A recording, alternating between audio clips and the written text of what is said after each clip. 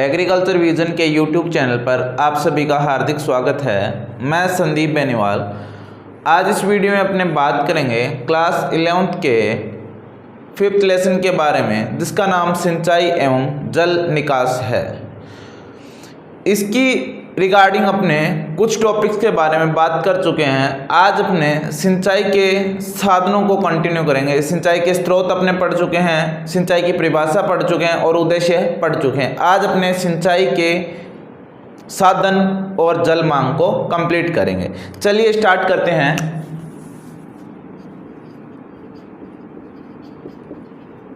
सिंचाई एवं जल निकास क्या होता है?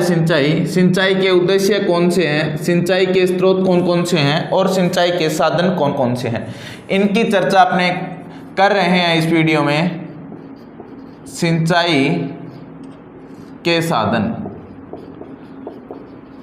सिंचाई के साधन कौन से होते हैं मैंने आपको पिछली वीडियो में बता दिया था कि जहाँ से जल स्रोत से सिंचाई के जो स्रोत होते हैं उनसे खेत तक जो पानी पहुँचाने के लिए जिस चीज़ का अपने उपयोग करते हैं वो सिंचाई के साधन कहलाते हैं। जैसे भूमिगत जल है, भूमि के अंदर जल है, उसको बाहर निकालने के लिए या भूमि के ऊपर है तो उसको खेत तक लाने के लिए जिन साधनों का उपयोग होता है वह सिंचाई के साधन कहलाते हैं। सिंचाई के कुछ साधनों के नाम मैं आपको लिखा चुका हूँ। इसके बाद में अपने बात करेंगे सिंचाई के साधनों के जो डिटेल्स है उनके बारे में चर्चा करते हैं।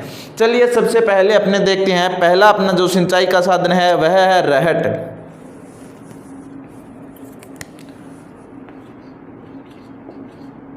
देखिए रहट आपको अपने मोबाइल स्क्रीन पर दिख रहा होगा। यह रहट दिखने में ऐसा होता है, इसमें चारों तरफ बाल्टियां लगी होती है और बैल की सहायता से ये चलाया जाता है। इसमें क्या होता है, धीरे धीरे बैल जब चलता है तब ये गोल गोल बाल्टियां घूमती है और अंदर से जाके क्या होती है, पानी की भर के आती है और बाहर एक नाले के अंदर खाली हो जाती है, जिसमें अपने पानी को यूज में लिया जाता है। ठीक है, यह सिंचाई का सबसे प्राचीन साधन है।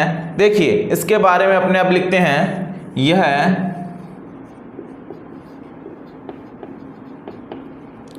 सिंचाई का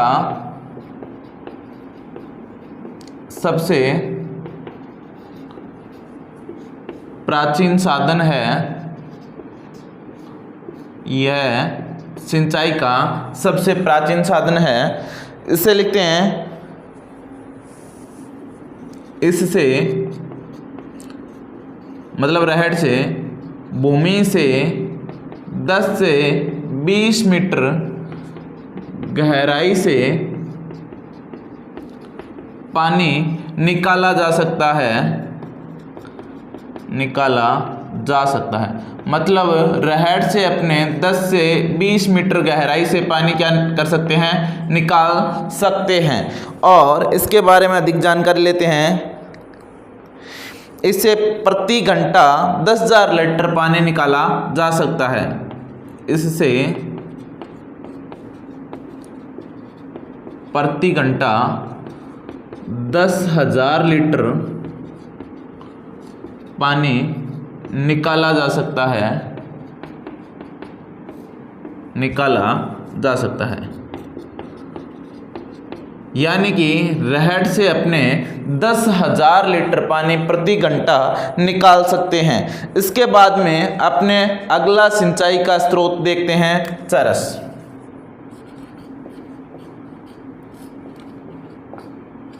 क्या होता है चरस?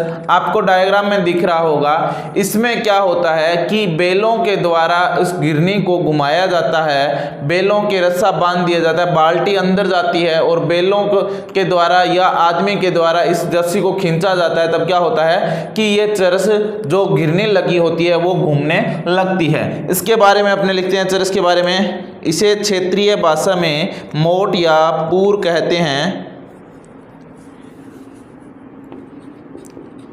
इसे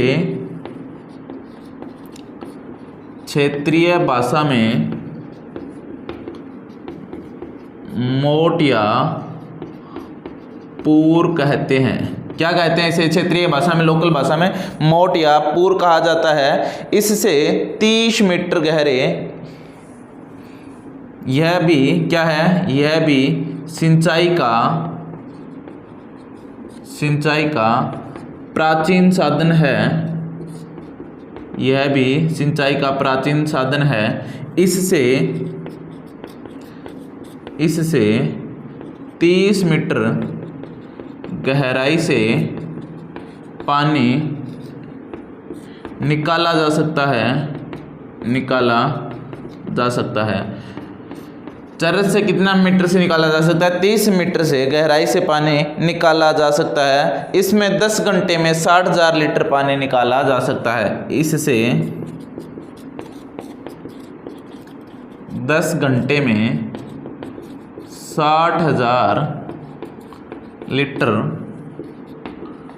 पानी निकाला जा सकता है।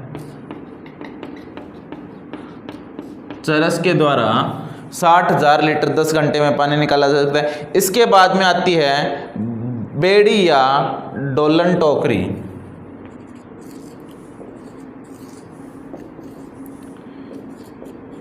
बेड़ी या डोलन टोकरी आपको चित्र में दिख रहा होगा कि बेड़ी या डोलन टोकरी में कैसे होता है कि दो आदमी एक साइड से रस्से को पकड़ते हैं, एक आदमी दोनों हाथों से रस्से से पकड़ता है, दूसरा आदमी भी क्या होता है दूसरी साइड से रस्से से बंधी हुई चमड़े की या किसी की अन्य नायलॉन की बनी हुई क्या वस्तु को पकड़ता है। जैसे क्या होता है कि ट्यूब वगैरह को पकड़ता है, उसको पानी में डुबोया जाता है और वो वापस खींचा जाता है। ये सबसे कम गहराई से पानी निकालने की विधि है डोलन टोकरी। ठीक है, लिखते हैं इससे 1 मीटर ऊंचाई तक पानी उठाया जा सकता है। कितना? इससे 1 मीटर ऊंचाई तक पानी उठाया जा सकता है। डोलन टोकरी से 1 मीटर तक पानी उठाया जा सकता है। यह भी सिंचाई की प्राचीन साधन है। यह भी सिंचाई का प्राचीन साधन है, पुराना साधन है यह भी सिंचाई का। इसके बाद में इसके अंदर देखते हैं कि चमड़े की बनी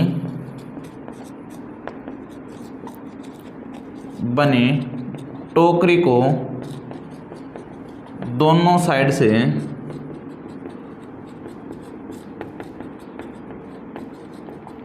रस्सियों से बांधकर आदमियों द्वारा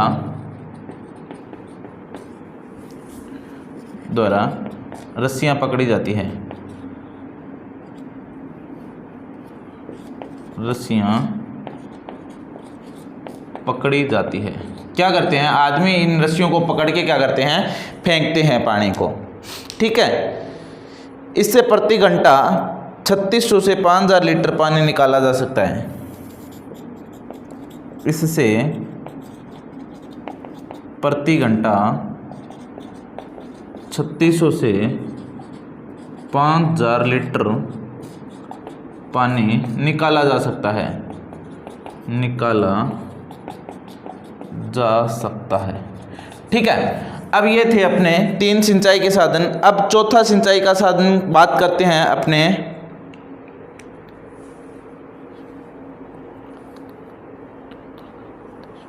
ढेलकी।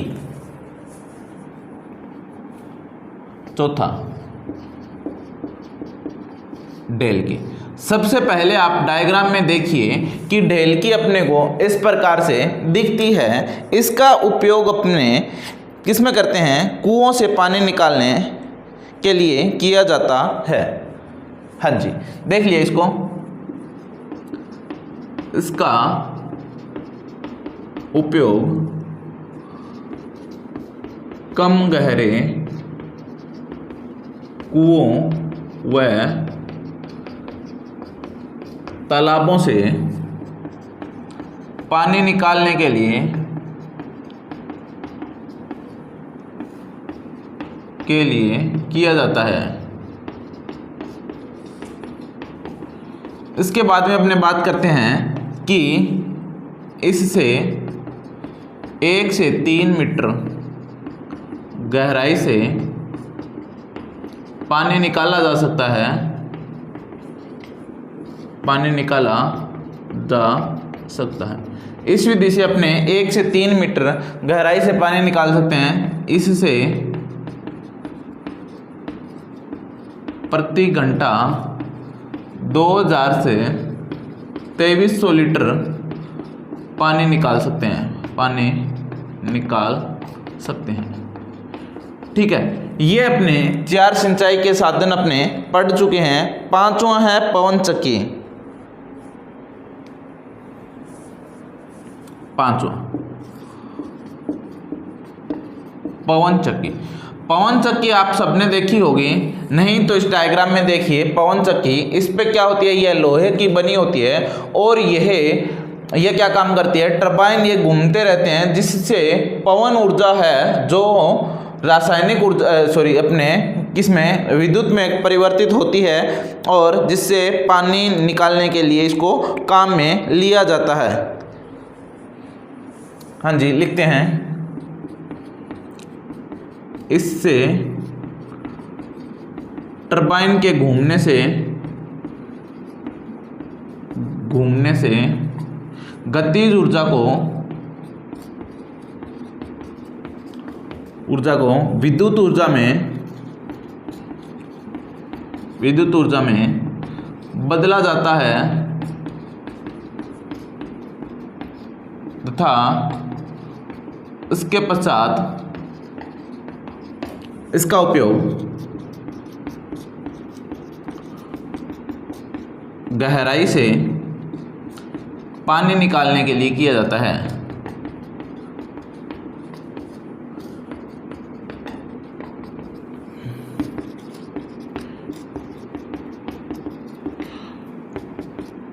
सोलह मील प्रति घंटा की रफ्तार से चलने वाली हवाएं आवश्यक है। क्या होता है कि यदि 16 मील प्रति घंटा से की रफ्तार से कम यदि वायु चलेगी तो ये टरबाइन क्या होंगे, घूमेंगे नहीं। जब नहीं घूमेंगे तो विद्युत क्या होगी, उत्पन्न नहीं होगी। अब अपने बात करते हैं कि इसमें मनुष्य या बैलों की आवश्यकता नहीं होती है। क्या होता है, इसमें बैलों और मनुष्य की आवश्यकता नहीं होती है। जल्दी से इसको नोट कीजिए, फिर अपना अंतिम टॉपिक देखेंगे, पवन चक्की है, पंप सेट देखेंगे।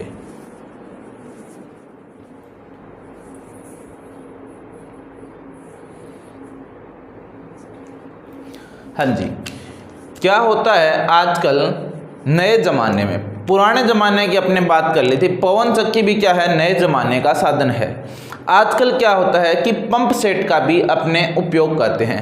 जैसे मतलब अपने इंजन का, जनरेटर का, इनका क्या करके या विद्युत का अपने प्रयोग करके गहराई से पानी निकालते हैं। तो लिखते हैं अपने pump set. 6 number pump set लिखिए। आज इसमें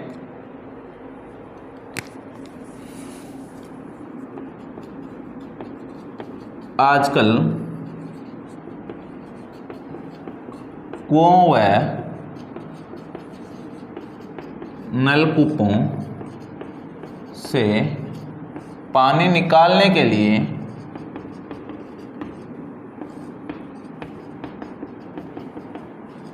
डीजल इंजन,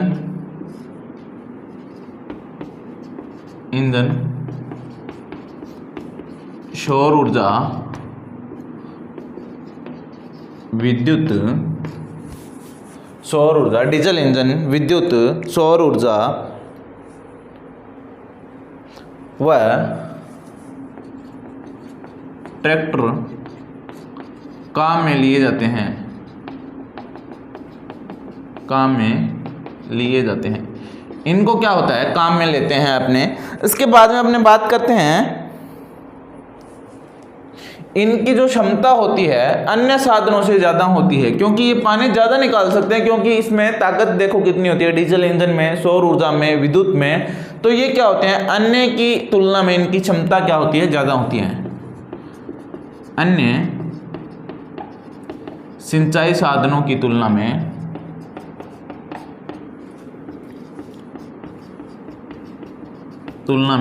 इनकी दक्षता ज़्यादा होती है, ये पानी ज़्यादा निकालते हैं। ये जो पंप सेट है वो निम्न प्रकार का होता है, पंप सेट निम्न प्रकार का होता है। अब देखिए ये 3 प्रकार का होता है। सबसे पहले एक बात करते हैं मोनोब्लॉक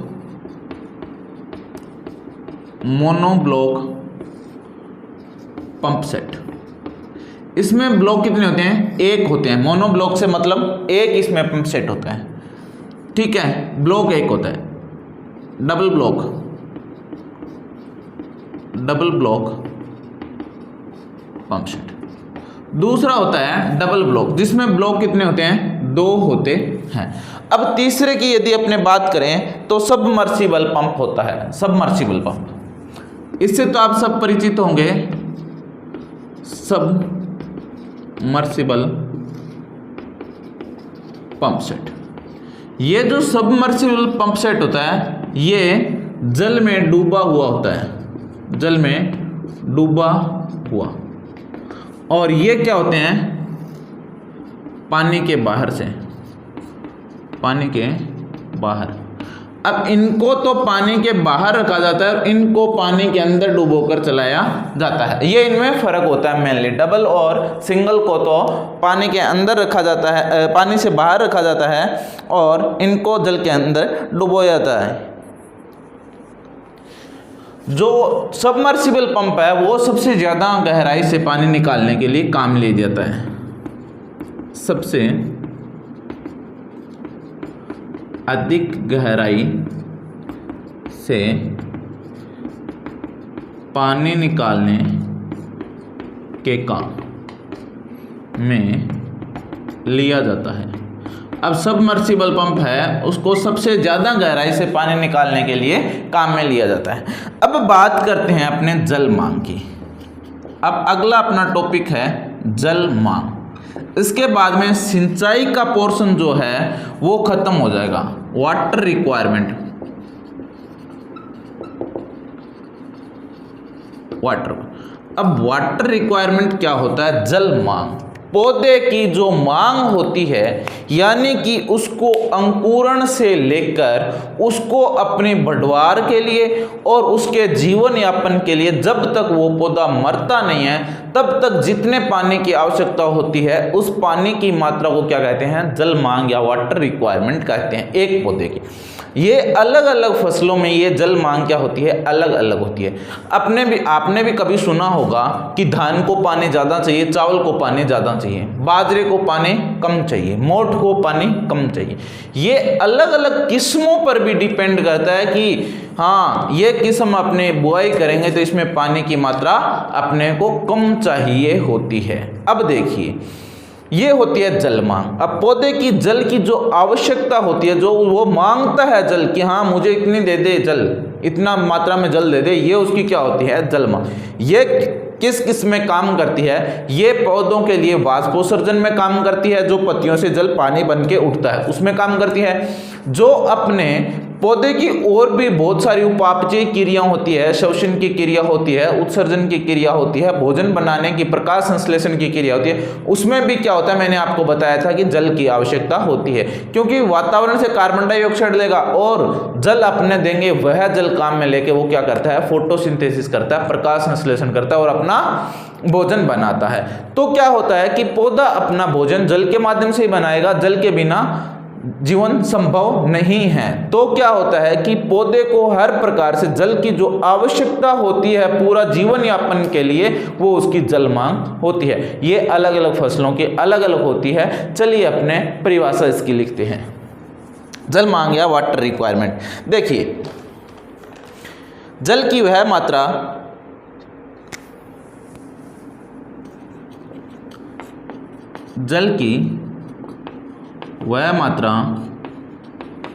जो पौधों को निश्चित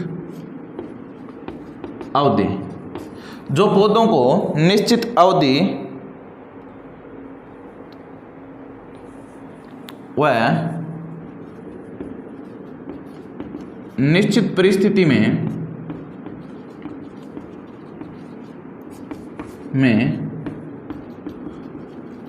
पौधों की उचित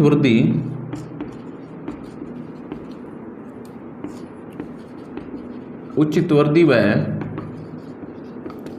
विकास, पौधों की उचित वृद्धि व विकास के लिए आवश्यक होती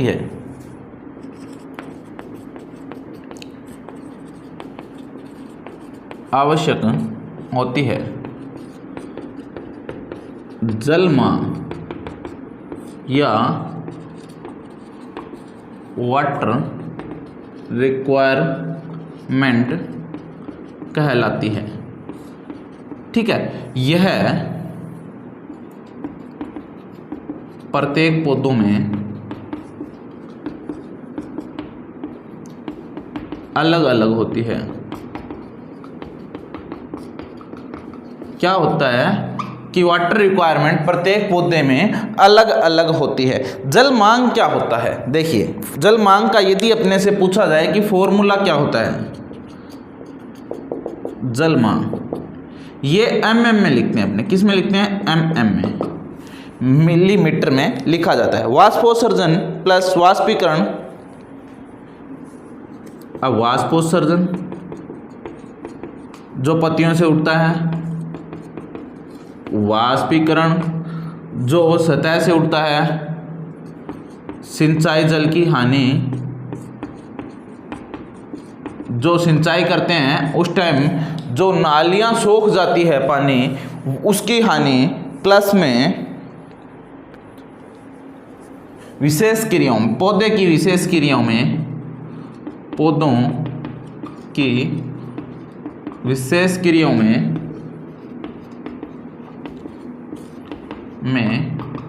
प्रयुक्त पानी, ये क्या होता है? जल मांग होता है। अब जल मांग में ये कारक होंगे, वाष्पीकरण होगा, वाष्पोत्सर्जन होगा, सिंचाई की जल की हानि होगी, और पौधों की विशेष क्रियाओं के लिए जो पानी प्रयुक्त होगा, पानी चाहिएगा, वो होगा जल मांग। अब जल मांग क्या होती है? अलग अलग पौधों की अलग अलग होती है। अब अपने यहाँ पे लिखेंगे फसल का नाम,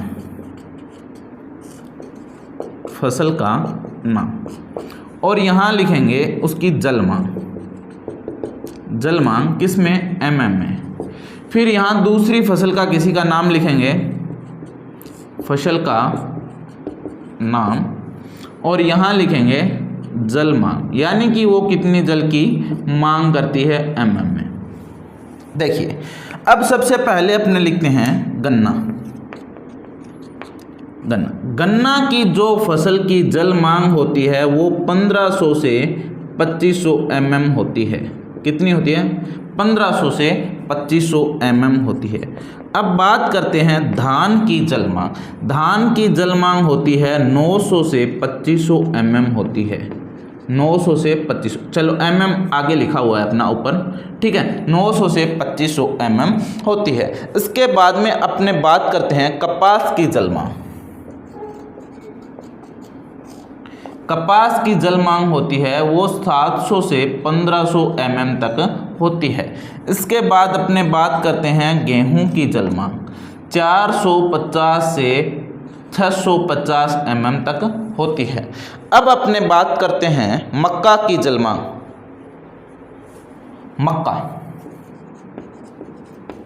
मक्का की जल मांग होती है 500 से 800 mm। उसके बाद अपने बात करते हैं मूंगफली की जल मांग।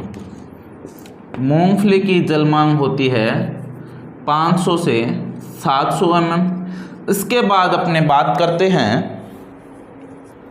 बाजरा की जल मांग 250 से 300 और दालों की जल मांग 300 से 500।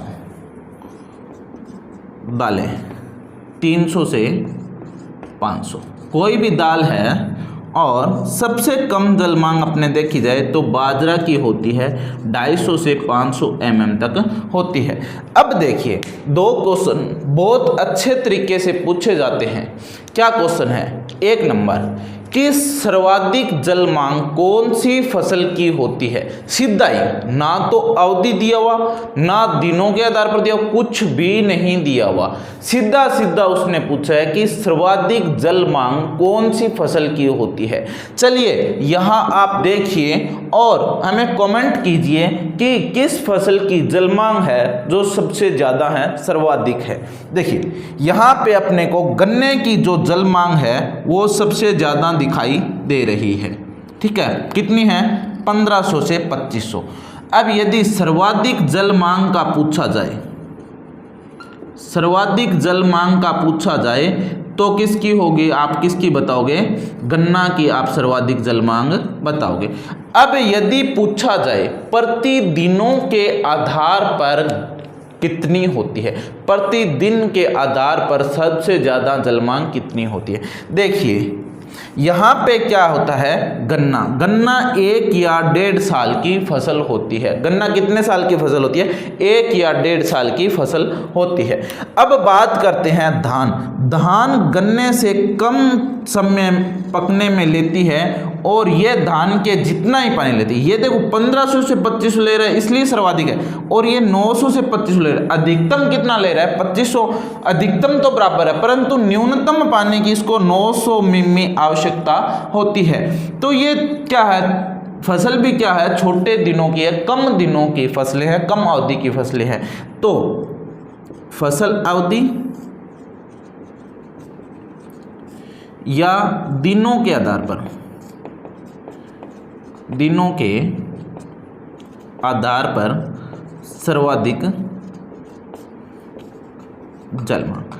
अब यदि प्रश्न ऐसे पूछा जाए कि दिनों के आधार पर या पकने की अवधि के आधार पर या फसल अवधि के आधार पर सर्वाधिक जल मांग किसकी है, तो अपना राइट आंसर धान होना चाहिए। यदि डायरेक्ट पूछा जाए कि सबसे ज़्यादा जल मांग किसकी है, तो अपने ये उत्तर होना चाहिए कि सर सबसे ज़्यादा जो जल मांग है वो है गन्ने की। कितनी है? 1500 से 2500 जल मांग इसकी होती है। अब अपने को ये सारी जल मांग याद भी होनी चाहिए। जैसे मैं आपसे पूछूं कि मूंगफली की जल मांग कितनी है, तो आपको डायरेक्ट याद होना चाहिए कि मूंगफली की जल मांग है 500 से 700, मक्का की जल मांग 500 से 800, दालों की जल मांग 300 से 500, बाजरा की जल मांग 250 से 300 और कपास की जल मांग 700 से 1500, धान की जल मांग 1500 से 2500, गेहूं की जल मांग 450 से 550 और यहां पे अपने लिख लेते हैं आलू की जल मांग